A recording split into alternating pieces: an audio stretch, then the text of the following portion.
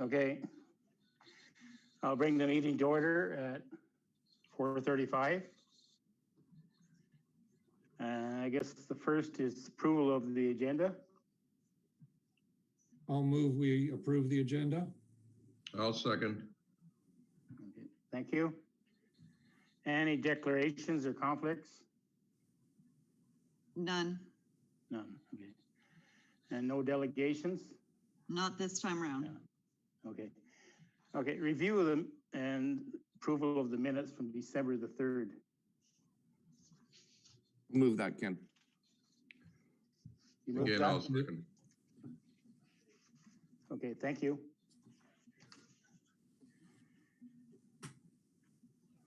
Was there anything to review from it? I've incorporated some of the ongoing from these minutes into this agenda. Okay then, thank you. You're welcome. Okay, new business then. We'll move on to you, Vanessa. Thank you. So first of all, I just wanted to let you know that efforts have been made to discuss concerns of 2020 from residents that have called in this year. But with the town hall renovations and the pandemic, business has not been as usual. We've had to concentrate on core business, and a lot of additional works will need to be carried over into 2021. I was unable to hire students this year to assist with the collection of traffic data.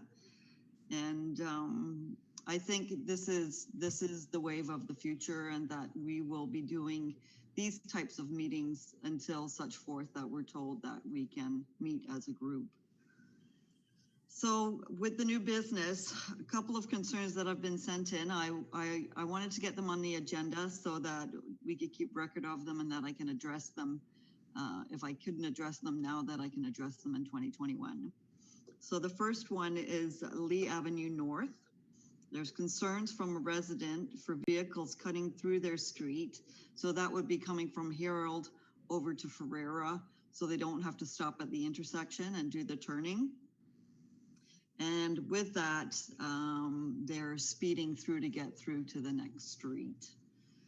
So again, as I had indicated, I can't do counts at this time, but I did ask the police to do some monitoring of the area until such time. And I did let the resident know that we will monitor the area and that I will be able to take counts in the spring of 2021.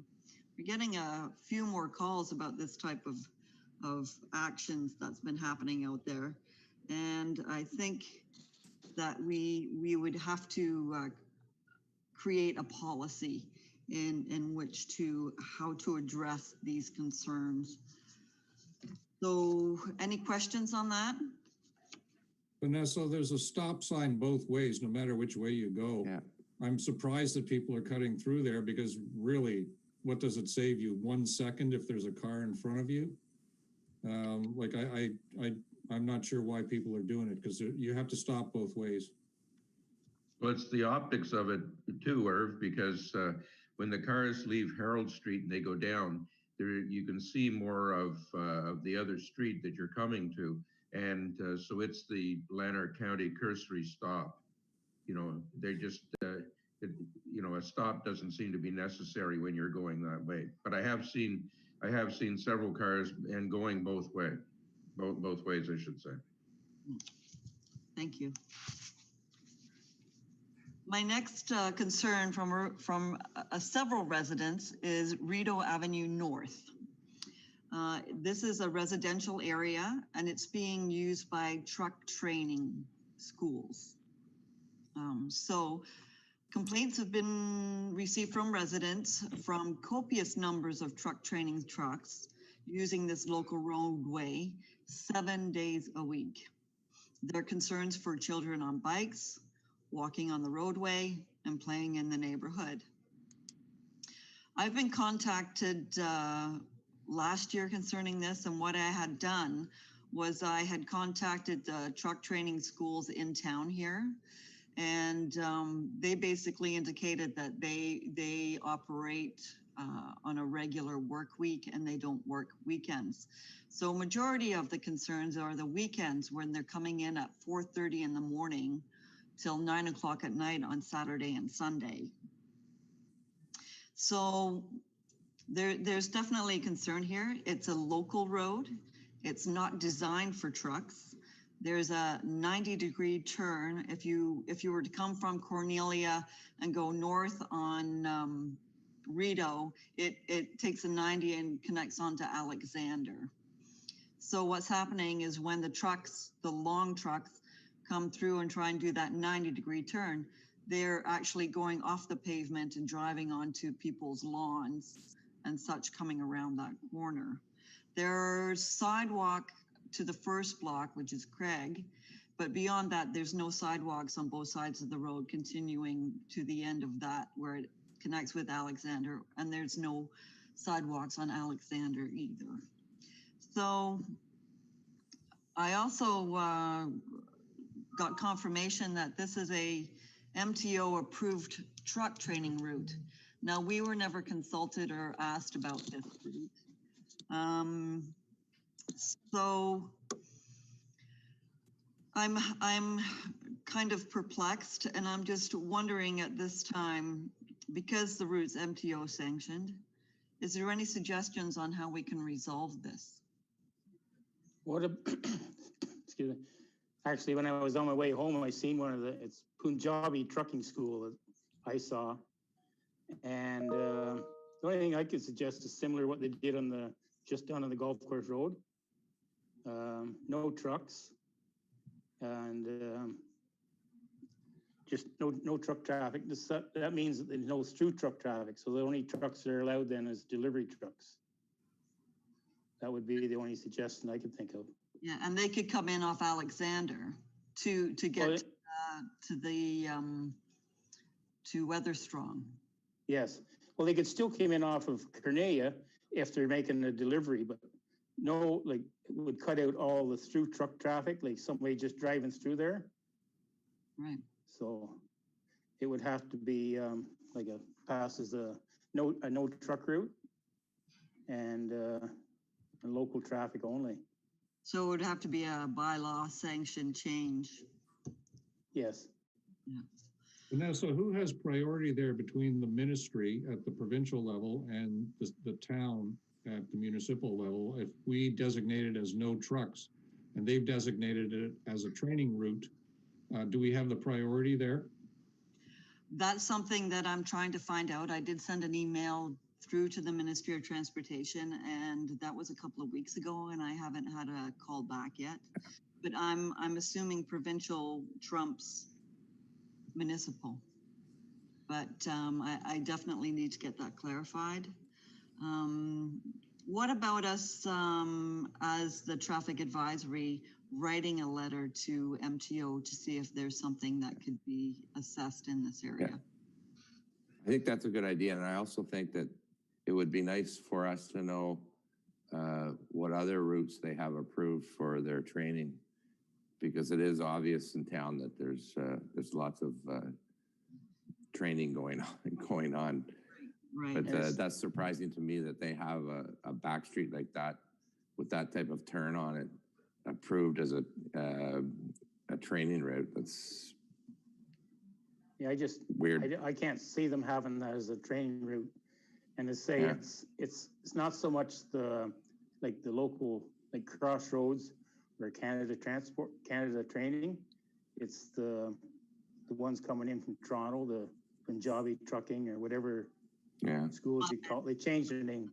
Yes, yes, I agree, but I think we should go. I think we should go to MTO, to the horse's mouth, and get some clarification on what routes, like you say, have already been approved in town, so we can verify the streets and also take a look at the infrastructure, because right now Rideau North is not in the best of shape, and with the trucks on it, it's definitely eroding the roadway further and faster than we can keep up doing maintenance. Yeah, it would have been nice for MTO to ask us what we thought of that. Yes. But Not What always. about even going to the companies and just asking if there's any suggestions they might have? We're very adept here at trying to get more housing in that, but this is a business. And so I'd hate to see that, going to somewhere else. Yes, yes. When I did talk to the Crossroads here in town, the gentleman there said that they're part of the trucking union and that maybe that would be another route to possibly contact, to define or get those people that are in there that can get the word out. Well, just the idea of, maybe they could come up with some suggestions and just say that this is a concern that, is being delivered to the town. And, maybe they can come up with their own solution. But going with the MTO, certainly that is the first step I would do. Okay, thank you very much. Any other suggestions, concerns? Would this route show up on the truck's GPS as a preferred training route by any chance? Is that why they're following it? I'm not sure how it all works, Pierre. It has to be something because why would they be using it? Yeah. So I think they would have to have a notification of some kind. And it's like, again, it's not your local Crossroads or your other schools that are using it. It's the ones that come in on the weekends and at nights. And correct. It's a combination. Okay, I'll take all those suggestions and formulate a letter, and we'll get something together with everyone. I'm moving on to C, which is McEwen Avenue. Again, it's the same scenario as what is happening on Lee North, where people are waiting at the lights on Cornelia and they're cutting down and getting through onto Elmsley. So again, looking at, I need to get some counters down, and I'll be doing that in the spring just to see how many people are coming down that street. On number D, which is additional sidewalk on Union Street West side between Jersey Joe's and Hank's Tire Store. Concern was people walking up to the Via. The lights are on the east side of the street. There is a sidewalk there that they could use, but it only goes up to Alexander. And there's an additional block that doesn't have a sidewalk, concrete sidewalk. But on the west side, there is sidewalk basically from Hanks up too. So there's just a small section that doesn't have the sidewalk. I think what we could do is, with this one, is that we would defer this to go within discussions within our active transportation plan, and that we can mark it on part of our priorities. Is everybody in agreement with that? Yeah, I would agree with that. Yeah, that's fine. Parking amendments. Right now, with Beckwith Street moving to 2-hour parking, it forces into a review of the parking bylaw because there'll be some amendments having to be made. So I have a list that I'm making you aware of that have been looked at through the summer, and this is what's been put forward to be amended. So there's a group in that it's not being brought forward every meeting. So right now we have Mary Street South. We looked at this area, I think last year or the year before, concerning people parking close to the intersection at Chambers on both sides of the street. There's a bus drop off in this area.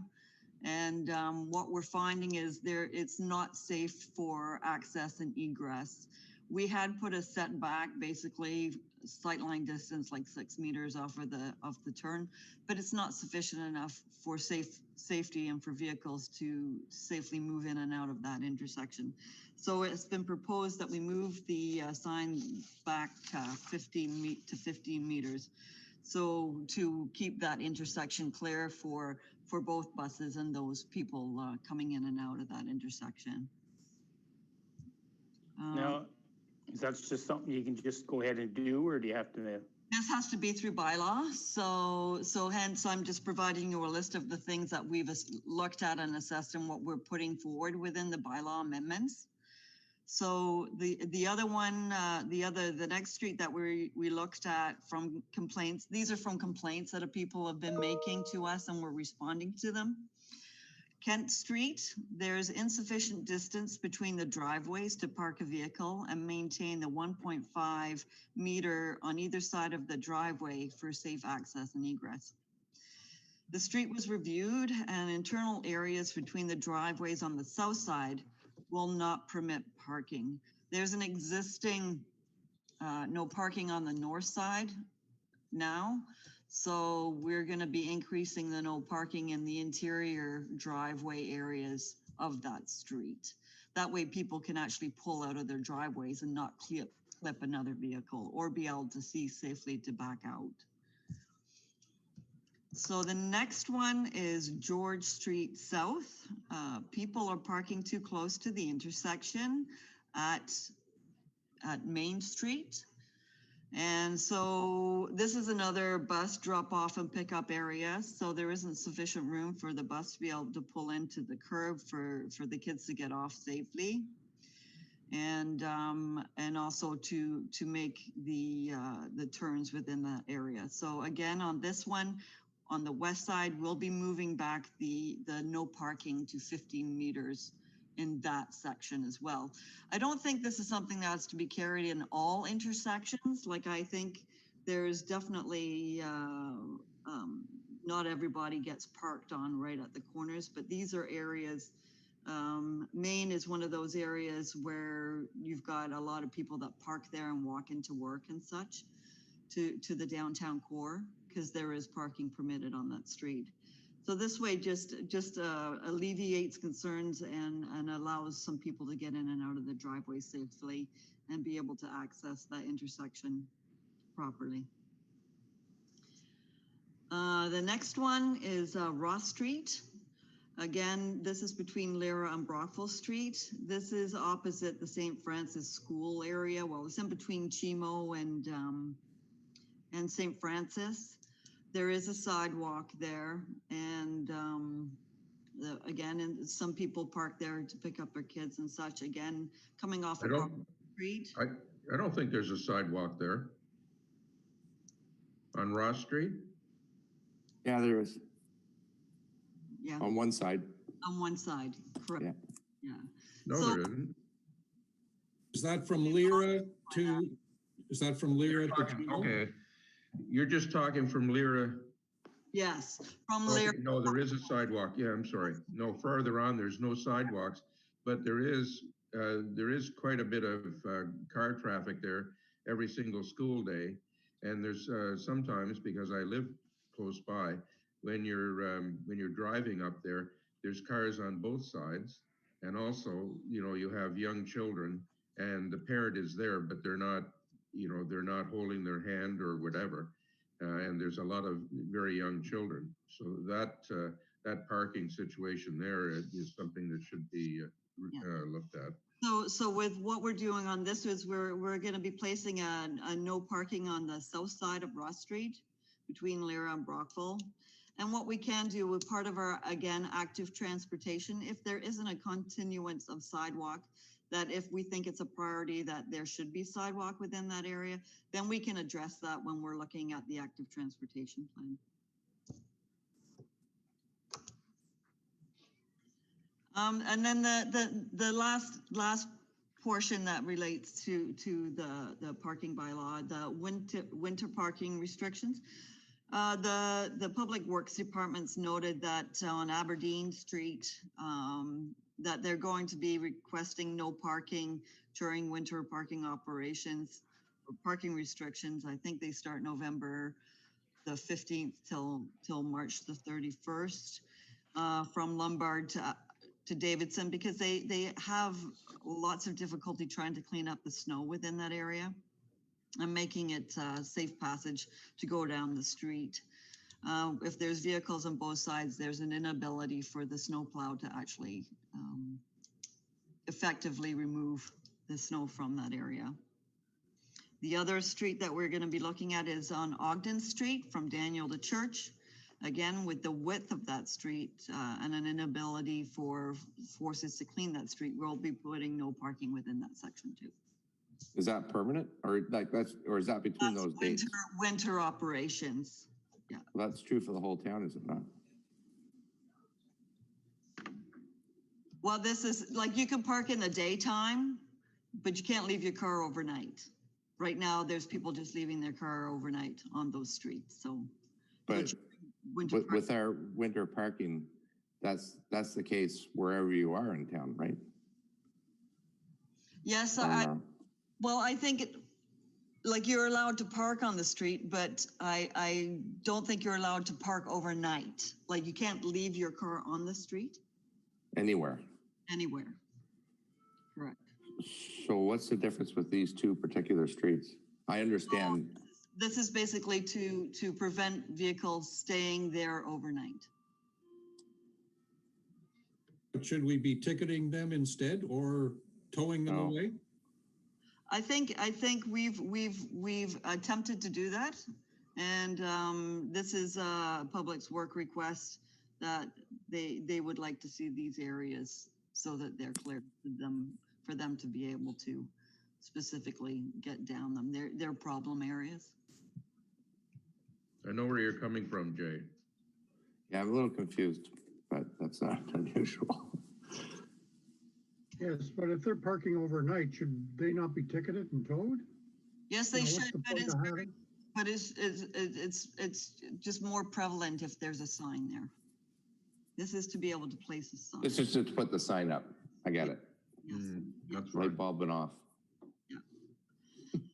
Okay, so my last point, this is not related to the parking amendments. This is moving forward down through the agenda. Traffic calming policy. As I had indicated, we're getting a lot of calls concerning people deking around intersections and using side streets and such. So we're currently developing a traffic calming policy to help prioritize calls coming in to address residential speeding concerns. This way it'll give us a method to handle calls and a list of solutions for various roadway classifications. Typically like an arterial roadway, we can't put speed humps on that. But what we have done is we've put speed controls in and increased police presence. On collector roadway, like we did on Herald, we put in speed humps to help with traffic calming. So right now we're just trying to get something together to formulate to bring forward to TAC for review and recommendation. That sounds good. I know it's coming up, Cornelia Street, and because there is now a speed indicator as you leave town. And when Troy reported that to us at council, I mentioned there's other locations, and we could talk about that maybe later. But Queen Street, Jasper Avenue, Brockville Street, that type of thing. It's not a it's just a psychological thing, as we all know. So, and pretty simple to do. It's not that invasive. It's small, but Something that would need to be budgeted for. yeah, I don't think they're that expensive, but They're around $6,000. yeah. Is that the sign you're talking about that's on Cornelia Street now? Correct. Correct. Yes. Well, can that sign be moved over around town? No, it's a Whether- permanent installation. Permanent. Okay. The police have that one, that they put Mhm. it on a trailer and they stick it up on Jasper or wherever. We've all seen it. And it It's tracks the counts and stuff. Yeah. Now, so before we leave the new business section, can I bring two things up, or are we going to do a roundtable later, or? I think we could do a roundtable later if you don't mind. Yep, that's fine.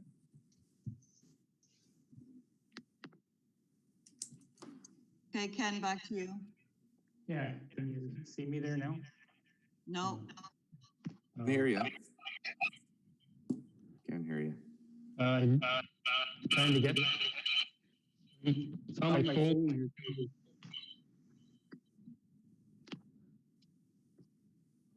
Ken's coming up in two spots now.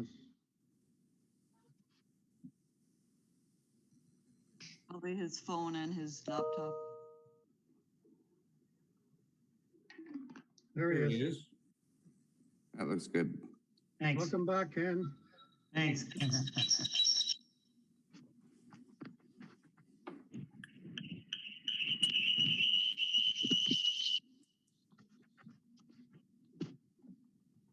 Okay then. Still getting the echo here. Yeah, just shut your phone off then. That's what I'm trying to do here.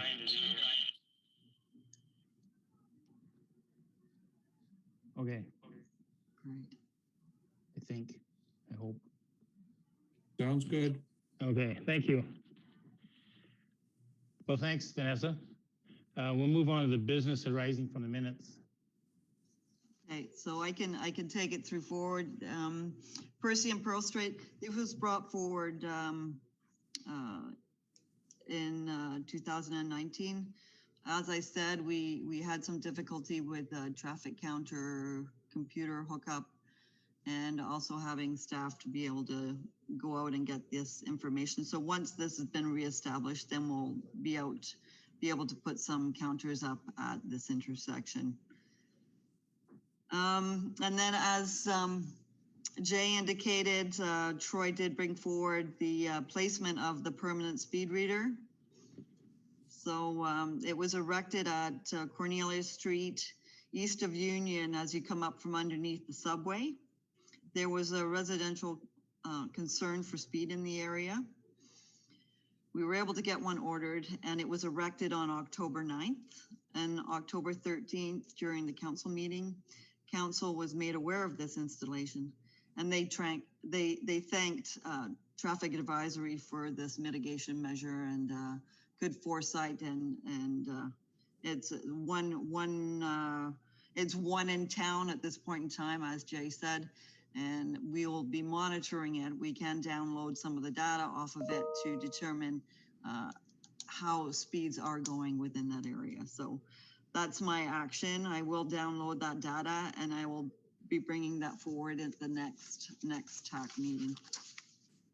Vanessa, regarding that speed meter, so I probably had this wrong, but I thought the speeding was going on from Elmsley Street to Union Street, not Union Street going out of town. But it was No, actually Union Street going out of town. Correct. Okay. Yeah. Thank you. You're welcome. Okay, so that's all I have for business. Oh, sorry, and then the business going forward. So the strategic plan priorities. Number one was item 3.1 was the development of a master transportation plan.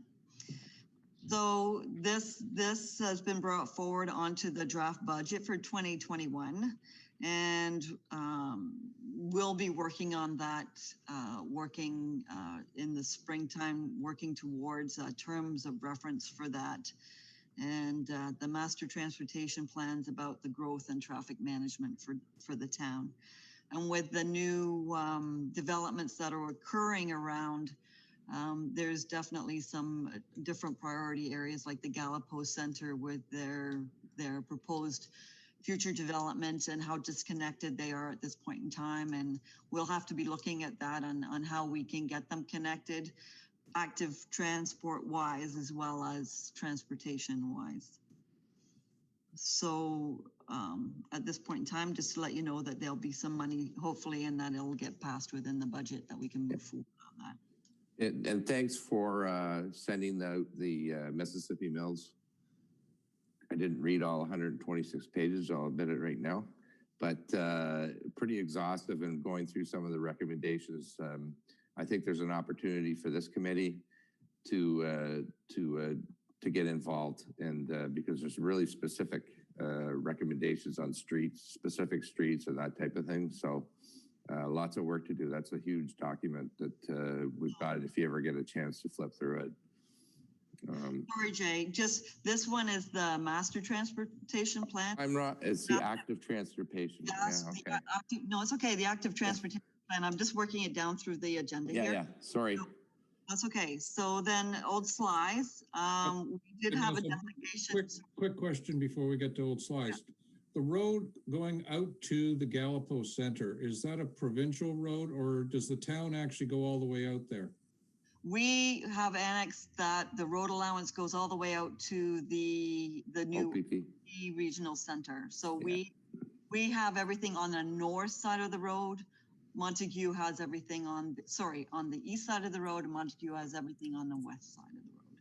So if we wanted sidewalk or biking lanes going out to the Gallipo Center, we could not do it all the way out there because we don't have the property all the way out there. Is that right? We could do it on the west side. We can't do it on the, sorry, we could do it on the east side, but we could do it on the east side, but not the west side. Yeah. Okay. Yeah. Okay. So yeah, that's all part of our discussions coming up. Old Slice. So right now, we did have a delegation in earlier to discuss concerns with the movement of cyclists and pedestrians through that section, especially between the fixed structures. What's happening right now is the town's currently getting legal plans and construction documents together.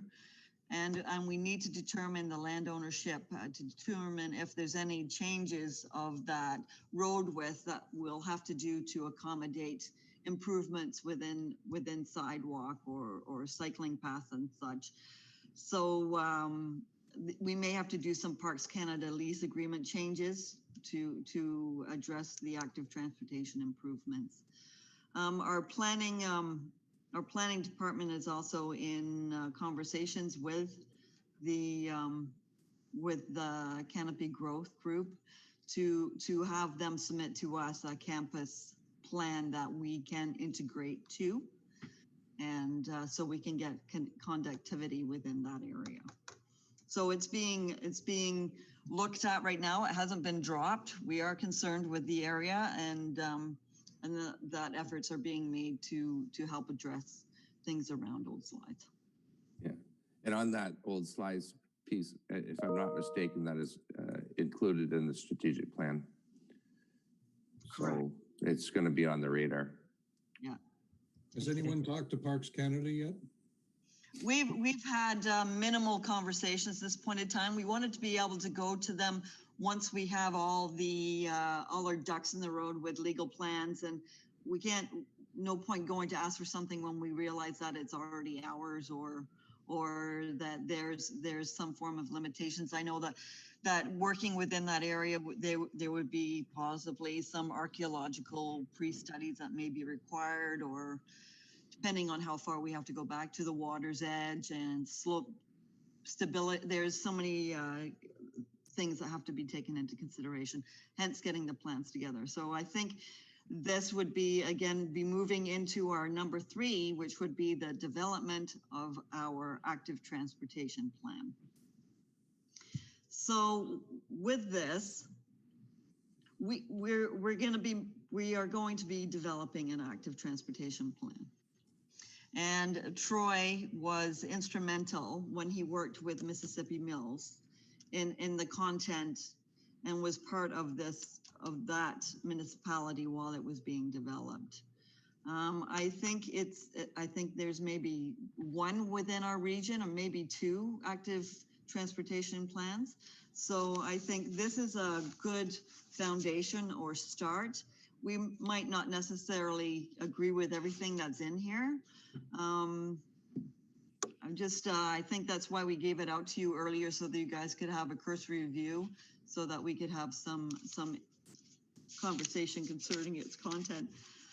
The actual plan is 38 pages of that 127-page document. The remaining appendices are basically public consultation results and resident suggestions, and that's where, just formulating all the data so that it shows where they get their recommendations from. or where areas of concern were put forward and that they could address them. So, so have you all had an opportunity to review the plan? I thought it looked pretty good. When you go through the index, it's a good template of what we could do. You know, when you go through the detail for those first 38 pages, of course, it's going to change because it's a different community, but the template for the index looks good, that we could apply that as kind of a first draft and go forward from there. One thing I noticed just going through it as quick as I did, but was that, you know, to work with the municipalities in the area and all the government associations like Beam Parks Canada, conservation authorities and stuff, for permissions for changes to the pathways or anything they can do to help, because it seems there's places you can go in there to get help, like some grant money maybe even on some of that. Yeah, look for grants. Yeah, I agree with that. I think if we were to look at putting what we have right now on a map and then looking at the gaps, and then we could look at that point in time, then we could look at priorities. I think I have several layers on my drawings that have sidewalks, where we have sidewalks in town and where we don't. Where we have trails, existing trails at this point in time, what they consist of and what we would be looking at improving on those trails, creating typicals of the standard widths, cycling conductivity and connections. And I think it just an all around, I think the town right now has such a beautiful place to be around the water that if we could create connection points from various sections in town to make them focal entrance areas into those pathways. That's to do with like the wayfinding and signage and being able to ensure that we have to look at risk mitigation as well, and making sure that we have appropriate surfaces and maintenance standards and things like that. So yeah, it's not just a fly-by-night document that's to be put together. I think we have a lot of work to go forward, but I definitely feel that something that we need to go with this plan. How Is this something you're going to try and do in-house? we will get a foundation first, and then, as you said, Ken, we'll be looking for some grants to assist in. If we can get majority of our base data up together, the costs go down, right? So if we can formulate priorities, if we can formulate where we feel that things should be concentrated to or for, where we as a group have taken comments from our constituents around and residents in our areas, and we need to, then we'll be able to set like our priority areas around schools and subdivisions, truck routes, all those different things. So I think it's definitely going to be something that's needed moving forward as well. We have to think about accessibility, like everything has to be accessible by 2025. So to ensure that we have that continuity there and that we have widths and we have for the blind and for whomever's going to be traveling on those routes. Yeah. It's a huge piece. I mean, I noticed that they Mississippi Mills used Dillon, and if I'm not mistaken, we used Dillon for our fire master plan a few years ago, but I guess they're in this business too. But you know, a big component is all the stakeholders. You know, in my opinion, this committee is a major stakeholder, the public, and then there's all, you just go right down, chambers of commerce, service clubs, everybody's got to be consulted and talk, you know, so it's not something you're going to flip your finger and get it done, but it's something that needs to be done for sure. And I think that to Ken's point that, you know, we need to get some help from the upper tier. Well, you have something that's in place, then he said, here's our plan, you know, help us out with it. And so It's just like a asset management plan. You don't have to have one to get to bridges these days. So. Yeah, exactly. I totally agree with that. But in the meantime, as a group, we could definitely come together and review the areas and get some connections and figure out where some priorities are, and that we can, with getting that base information, then we have something to go then to a consultant and say, can you help us formulate it? And then we could do public consultation. But then as long as we have areas of strategic priority, so that we're not spending a lot of time doing a lot of everything, because we just can't, but to really take an overview and then dial down and find out what our priorities are. And I think as a group, that's something that we should be. Would it be worth having this as a standing item for every meeting? Totally. Yeah. Yes. What, a couple of things. One, I get the idea of trying to keep costs down and having staff do some of this, but you know, staff, there's only a certain number of staff, and it's been very busy over the past, I mean, our last meeting was December last year, and COVID has really changed what can and can't be done. Does it make sense that we've got to try and get some grants from somewhere and get a consultant to put this together? So that's one point. The other point is maybe we could get a subcommittee of 3 people, and I know we can do this because I've done it elsewhere also, to sit down and kind of outline on a map, where do we need active transportation? Where are the main streets to get people around town? Where are the trails that we could link up, and do it in subcommittee rather than leaving it just to this committee? Because then that leaves it all on your shoulders, Vanessa, and you're busy enough. Thank you. I agree with. And then what we could look at, we could do a subcommittee, or we could do 2 subcommittees. One, somebody could look at pedestrian, and somebody could look at cycling. Exactly. Just breaking them into those 2 components, and then from that aspect, working things through. So that's an awesome idea.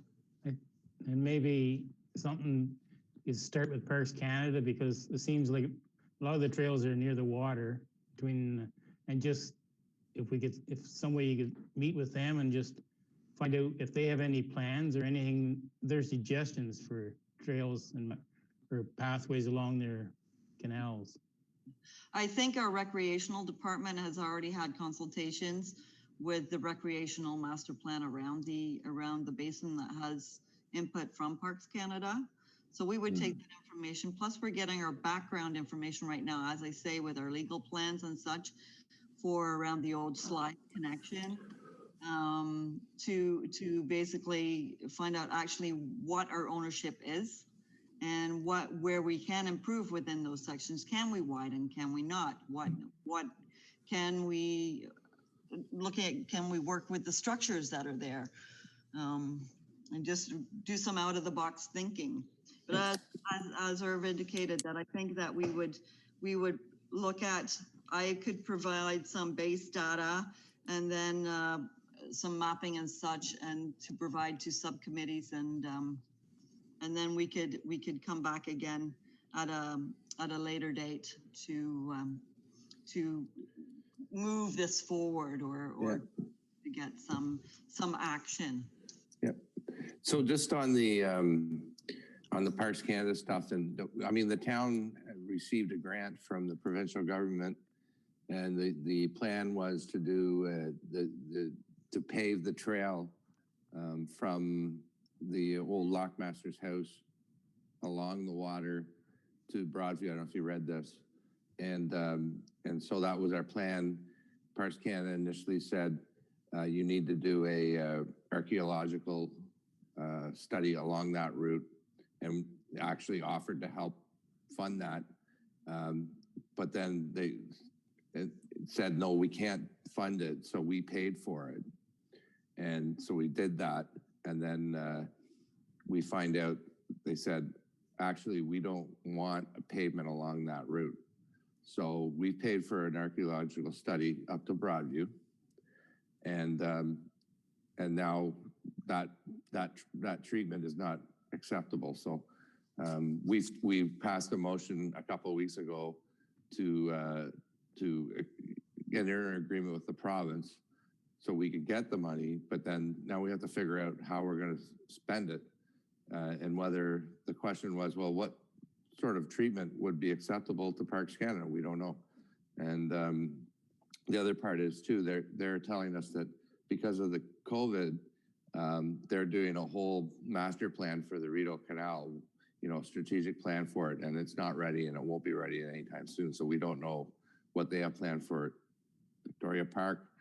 And so it's, We're up in the air for sure, Jay, but yeah. But in all sense, the Parks Canada is there's new personnel, new visions. They are trying to get everybody to be on the same page with the same typicals, that we're applying the same treatments throughout. So it's getting consistency basically. And the archaeological wasn't a waste of time. It did provide us a basis saying there aren't any archaeological concerns in those areas. So now that gives us a little more berth on how we can do the improvements within that area. Maybe not so much with asphalt, but we could do it with another form of a hard surface, being a permeable one, being stone or such a bit. If we can get assisted grants to improve upon that, and maybe Parks Canada would be part of that once they've done their strategic plan. But I think with that cycling grant that we've been holding on to, that 25,000, it's definitely going to be incorporated to carry on with our because it has to do with cycling. That we have to, we can do some more works relating to the connections within Beckwith. It's not like it's not something that we're not going to find a way to spend the money. No, that's why we took the money. You're not going to turn the money down, but it's just, we need to work with Parks Canada in a productive fashion. So yeah, I think we're all going to one direction. I really do. I think we're all trying to improve and get people out and to just make it safe. So if we can all have the same vision of what the trails are to look like, then it would make things a lot easier to move forward. Vanessa, can we just expand the White Stone Dust Trail to make it wider and take it down through the whole length? That's something that's a recommendation that I could talk to our Parks Department about. I know Parks Canada owns some land along there, but it's not that much. No. So even what if we had to move the trail over a bit further? I know it's handy where it is, but we could move it over further, specifically on Smiths Falls land. Yes. I agree. That would be something to look into. And packed stone dust. Well, then you could pave it. Yeah, you can pave it then. On our own land, yeah, for sure. Yeah. There might only be a short distance of cement or of stone dust there to worry about then and get it moved over onto the town property. Yeah. Again, we are looking at all our plans and what is ownership and such, and just getting a clear vision, of that area. But that's great. So if everybody, I think we've looked at the plan. The Mississippi Mills plan is a good foundation. The headings are great to follow through with, and I think we need to look. We need to determine a term of reference for this, and I think I'll bring that forward at the next meeting.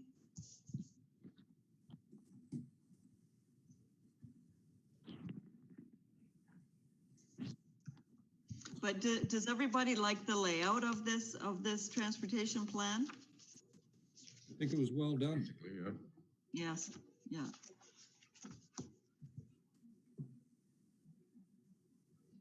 Definitely put a lot of work into it.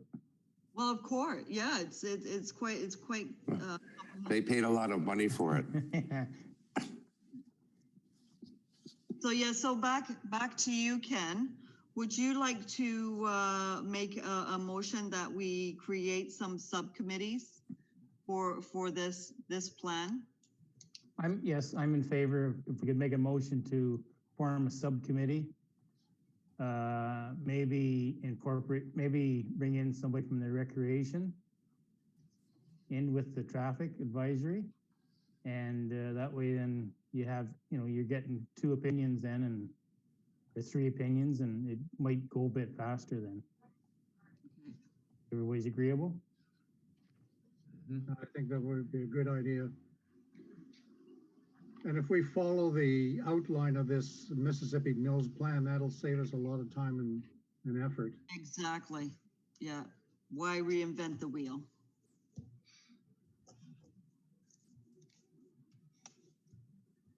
Okay. Okay. All right. Well, that's good. So with the subcommittee, do we want to look at breaking it into two sections, one for pedestrian and one for cycling? What's everybody's opinion? To me, it should be all maybe work together. Work together. Okay. I would go for one.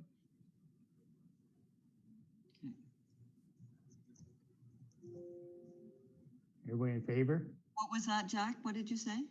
I would go for one. Go for one. I'm also losing my battery here. Okay. Okay, we're almost done. And in a lot of areas, it would encompass both pedestrian and cycling together, so might as well be one. Okay. Okay, so what I'll do is I will contact the Parks Department and see if somebody is willing to be on the subcommittee. The next meeting that we have, we can if somebody would like to email us and let me know if you want to be on that subcommittee, that would be greatly appreciated. Okay. And Did you have then anything? I think, sorry, go ahead, Ken. Did you have anything else you wanted to bring up there? No, that's it. Did you just want to go around the table and see if there's anybody has any concerns? Yes, please. Okay, go ahead. Yeah, I have a question for Vanessa, if I could. Yeah. Vanessa, you know that there's a new apartment building going up on Brockville Street, the Samir apartment there across from the Salvation Army. Yes. Is there a plan for traffic coming out of that subdivision or that location? Is it onto Brockville Street or onto Marguerite?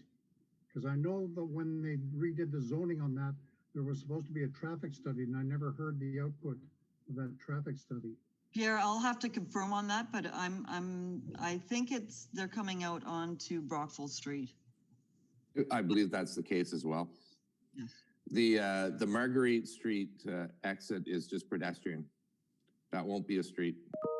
It's my understanding. So there'll be no vehicular access off of Marguerite, as far as I know. But Vanessa, you could check that. I'm pretty sure. No, I think you're correct. I think you're correct. Yeah. So will we have to look, or the town have to look at how close that exit is to the lights, etc., so that have proper entrance and exit from that? Yes. And is it only one entrance and exit, or do you know? I will have to confirm. I can't picture the plan in my head right now, but I'll bring that forward at the next meeting. Okay. Because that's going to become a busy corner there with the mall there and Marguerite Street there and the apartment building there. Because you're going to have, another 50 vehicles coming onto that street. Yes. Okay, I'll take a look at that. Anybody else have any additional information?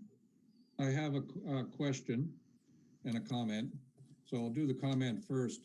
On the agenda, when you do specific components, so let's say Lee Avenue North, I like the way you put in sidewalk on Union Street West Side, because when I went out to look at it, I knew exactly what I was looking at.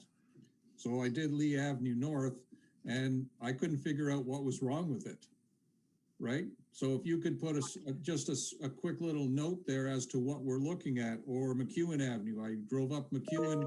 I thought, it looks good. I see stop signs where they should be, curbs look good. But if I So knew. a little more explanation on the agenda.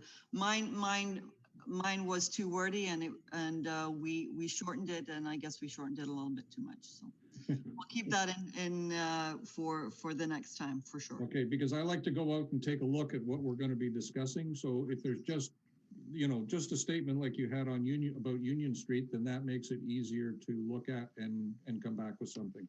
The other thing I was wondering, is there a bylaw regarding hedges in town? Like there are hedges in town that you've got to get partway out into the next street to see around those hedges. Is there some kind of a bylaw regarding that? Yes, there is. It's called sight lines. So hedges should be, if you come at the apex of the intersection at the point of the sidewalk on the road, you measure back 6 meters from there. And then you make a triangle within that area. And within that area, there should be no obstructions. Okay, So, I would say there's a lot of hedges in town that are definitely obstructing the view lines. I don't know who looks at that, but some of them are dangerous. okay, so I look at that and I don't necessarily tell people to take them out, but I ask them to cut them down so that they're at car view height. Yeah, I wouldn't want anyone to lose their hedge, but To be maintained lower, yes. exactly. Sorry to put that additional thing on your plate. I know you're busy. No, it's, That's it for me. Thank you. Okay, thanks, Herb. Jay, do you have anything? Nope, I'm good. Jack's gone? I have one. Okay, We received a Transport Canada order concerning the crossing at William Street with the Via tracks. If you were to Google that area or are familiar with that area, there is a spur line that you have the main line where the CPR, the Via travel upon, and then there's a small line that goes out around that's used occasionally by CPR. So the main line is owned by Via, and the way line, they call it, is owned by CPR. It's not protected by a wigwag. Only the Via one is protected by a wigwag. CPR does provide flagging operations when they do occasionally use that line, and that is an accepted form of protection. What the inspector wants us to do is to look at pedestrian movement through that intersection, sidewalk of some kind, or to mitigate their concerns for pedestrian safety in that area. So right now we're using Macintosh Perry. They have some rail specialists on staff that will be reviewing that area with us and providing us recommendations. There could be some potential asphalt reinstatement or improvements, maybe some roadway alterations. There's Sussex Street that comes in from at that point very close to the tracks as well. So maybe looking at roadway configurations as well. So I'll keep you posted on that at our next meeting and let you know what has been recommended by the consultant for us to make sure we address those concerns of the rail inspector. thank you. Jack, did you have anything? No, I'm fine. I apologize. I did mention the battery was going low and all of a sudden it gave up the ghost. I'm glad you get plugged in. You play too many games. No, I'm not. Too many PAC meetings. Ken, I Yes, would like to propose that we have another meeting before Christmas so that we can get moving within the active transportation plan and formulate some actions to work through over the winter months. okay. Can you set a date, or do you want to just Yeah, I'm just trying to find my calendar here to see, I know with the pandemic, there won't be as many Christmas parties and different things like that. So, I'm wondering if everybody would be okay if we went with, say, December the 15th, that Tuesday. Good by me. December the Should be good. 15th? Yes, Okay, That should be okay. that's a Tuesday? that's a Tuesday, yeah. Okay. Everybody in favor of that then? Okay then. Okay, perfect. And we'll do the Same same time? 4:30, yeah, and we'll Zoom away. Now, in the meantime, I'll get responses from you, whomever wants to be part of the subcommittee, and I will get some base information together that I could provide for that meeting on the 15th, so that we can work forward to some objectives or some goals. Okay. Vanessa, I'm interested in the subcommittee. You can put my name down. I'm not sure who else is interested. There's only a certain number of people that we can have on subcommittee. But I'm just gonna bow out, and just because I'd rather hear from the taxpayers. I'm gonna have lots of opportunity to weigh in on this as we go forward. So I'm interested to hearing what you guys think, really, and report back to council. So, and thanks for doing it. I would like to try and help on that committee if I can. I have So to get some, if you want to think about it now, you can email me later, that you don't have to commit right now. I really appreciate, Jay, you being on the committee and being as involved as you are. Thanks. Yeah, I was surprised we didn't have somebody, because now I can go back to council and at the next council meeting, so we had a meeting, here's what we talked about. That lets them know that this committee exists and are doing good work. So happy to do it. Thank you, Jay. Right. So Ken, back to you for adjournment. Want to make a motion to adjourn the meeting then? I'll move. Okay.